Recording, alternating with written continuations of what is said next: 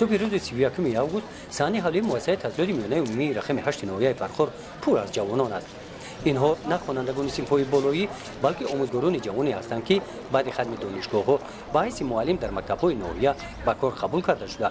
پیش از آغاز سال خونیش برای واخوری با رهبریت مقامات اجرایی حکومت دولتی نویه و شعبه معارف به اینجا دعوت شدند.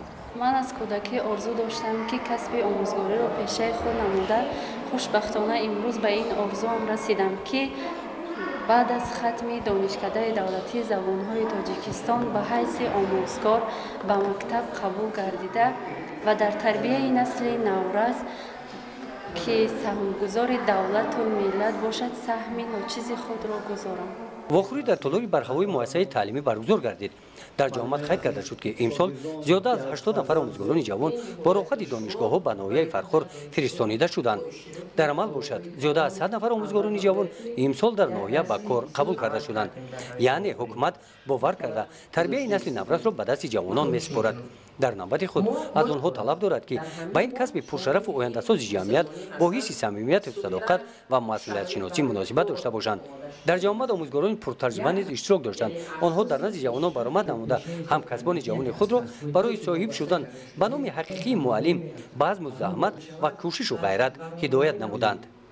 آرزو داشتم که کسب آموزگاری را پیشه خود نمایم و کوشش نمودم که به این مقصد خود رسیدم.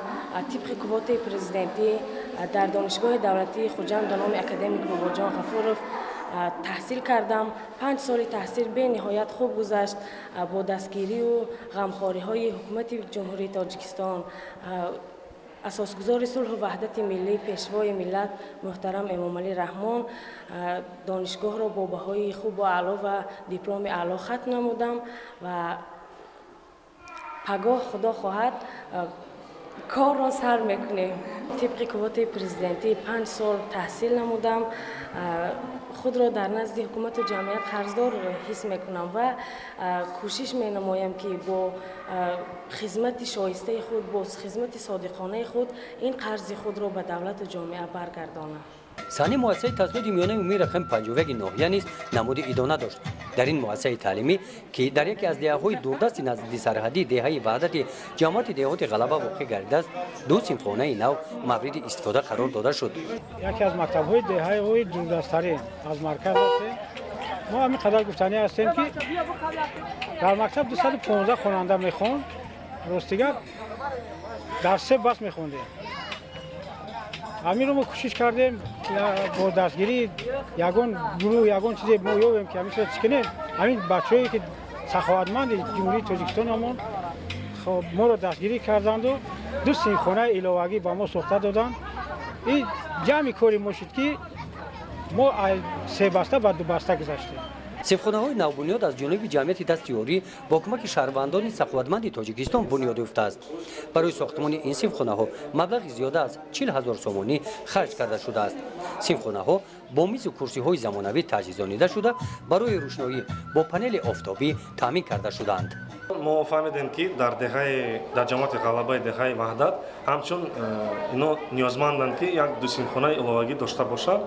ما اومده دیدیم خاطر نماینده‌مون و با خلاصه آمدیم در اینجا هم 1-2 صنفخانه می‌سازیم و 18 میلیون این کار سخت سر کرده 31 август به انجام رسیده مکتب سپردیم. 2 صنفخانه زمانوی خاطر پنل آفتابی. در ساختمان صنفخانه‌ها ساکنان دهه وحدت مخصوصاً آموزگاران مکتب سهم کلان گذاشتند. دیوار صنفخانه‌ها از جانب آنها برای حشر ساخته شده تعمیر و ترمیم کرده شده است. اکنون خوانندگان این دهه امکان پیدا نمودند که در سال نو خوانش در صنفخانه‌های نو زمانوی تحصیل نمایند. گزارش خواجه نظریف خدای نظر ظهورов از ناحیه فرخور برای برنامه اطلاعاتی نوید.